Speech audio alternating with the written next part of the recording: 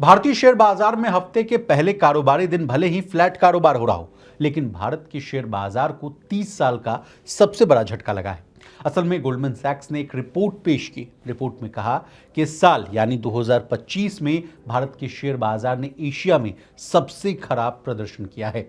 ऐसा क्यों हुआ है, रिपोर्ट में और क्या क्या बातें बताई गई, गोल्डमैन सैक्स ने निफ्टी का क्या टारगेट दिया है, जानने और समझने की पूरी कोशिश करेंगे। नमस्कार, आप देख रहे हैं मनी 9 और मैं हूं आपके साथ विशाल शर्मा।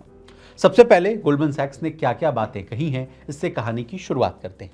गोल्डमैन सैक्स की रिपोर्ट बताती है कि भारत का मार्केट एफपीआई यानी फॉरेन पोर्टफोलियो इन्वेस्टर्स की बिकवाली की वजह से, दूसरा कारण बताया गया महंगा वैल्यूएशन की वजह से, और तीसरा कारण बताया जा रहा है कि कमजोर अर्निंग्स की तिहरी मार, यानी ये तीनों जो फैक्टर्स मैंने आपको बताया, इन तीनों की जो मार है वो झेल रहा है, जिसकी वजह से एशिया में सबसे खराब परफॉर्म कर रहा है।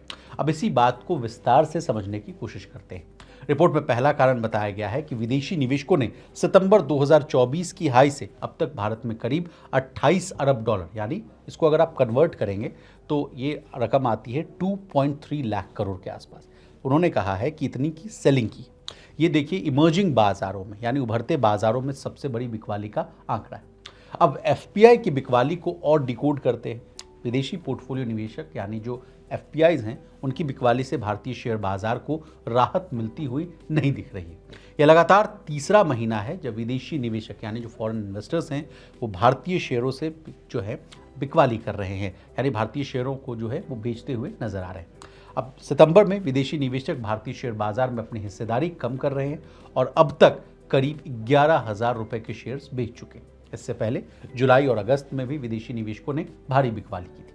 नेशनल सिक्योरिटी डिपॉजिटरी लिमिटेड यानी जिसको कि आप एनएसडीएल के नाम से जानते हैं, उनके आंकड़ों के अनुसार फॉरेन पोर्टफोलियो इन्वेस्टर्स के द्वारा जनवरी, फरवरी और मार्च 2025 में 78,027 करोड़, 34,574 करोड़ और 3,973 करोड़ की बिकवाली की गई। ये महीने जो है मैं आपको डेटा बता रहा हूँ। जबकि अप्रैल में 4,223 करोड़, मई में 19,860 करोड़ और जून में 14,590 करोड़ रुपए की खरीदारी की गई।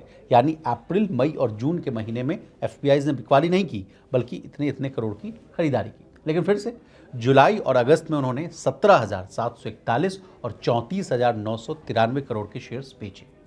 अब आते हैं दूसरे फैक्टर्स पर। अब देखिए, पहला फैक्टर में हमने आपको पूरी बात जो है आसान भाषा में डिकोड करके बता दी कि एफपीआईज ने क्यों बिकवाली की, कितने करोड़ की बिकवाली की और महीने दर महीने कितनी बेची। अब दूसरे फैक्टर्स पर बात कर लेते हैं। देखिए 2025 में एमएससीआई इंडिया इंडेक्स सिर्फ 1% ऊपर है, बाकी एशियाई बाजार 21 से 22% की तेजी दिखा रहे हैं। ये पिछले 30 साल की सबसे बड़ी अंडर परफॉर्मेंस को दर्शाता है। तीसरा कारण गोल्डमैन सैक्स की रिपोर्ट में बताया गया कि चीन के मुकाबले जो है हमारे बाजार जो है वो पिछड़ते हुए नजर आ रहे हैं। सितंबर 2024 से अब तक भारत ने चीन के मुकाबले 65% कम रिटर्न दिया है। ग्लोबल इन्वेस्टर्स जो है भारत से पैसा निकालकर चीन की जो रैली है उसमें पैसा अपना डाल रहे हैं ताकि वहां उनको ज़्यादा मुनाफा हो, ज़्यादा पैसा बने। चौथा कारण पे आते हैं। चौथा कारण ये है कि वैल्यूएशन का प्रेशर है। एमएससीआई इंडिया का फॉरवर्ड पी जो है 22.5 के मल्टीपल पर है, जो 10 साल के औसत से ऊपर। महंगे वैल्यूएशन की वजह से एफपीआई पैसा डालने में हिचक रहे हैं और ये भी एक कारण बताया जा रहा है कि जिस वजह से जो विदेशी पैसा है वो यहाँ भारतीय शेयर बाजार में नहीं लग रहा है। पांचवा और सबसे अहम कारण बताया जा रहा है कमजोर अर्निंग्स को लेकर। पिछले एक साल में ज़्यादातर सेक्टर्स में अर्निंग्स जो हैं डाउनग्रेड हुए हैं। सिर्फ कंज्यूमर और ऑटो सेक्टर थोड़े बेहतर रहे हैं, जबकि बैंकिंग, मेटल्स और फार्मा में दबाव देखने को मिला है। छठा और सातवां कारण यह है कि ग्लोबल पॉलिसी रिस्क। देखिए ट्रंप की टैरिफ पॉलिसी और मजबूत यूएस डॉलर से जो एफपीआईज का जो मूड है वो और खराब हुआ है। और सातवां फैक्टर जो है जो इसी में इंक्लूडेड है वो है कि यूएस फैक्टर। अमेरिका में ब्याज दरों को लेकर अनसर्टेनिटीज भी इन्वेस्टर्स को इमर्जिंग बाजार से दूर रख रहे हैं।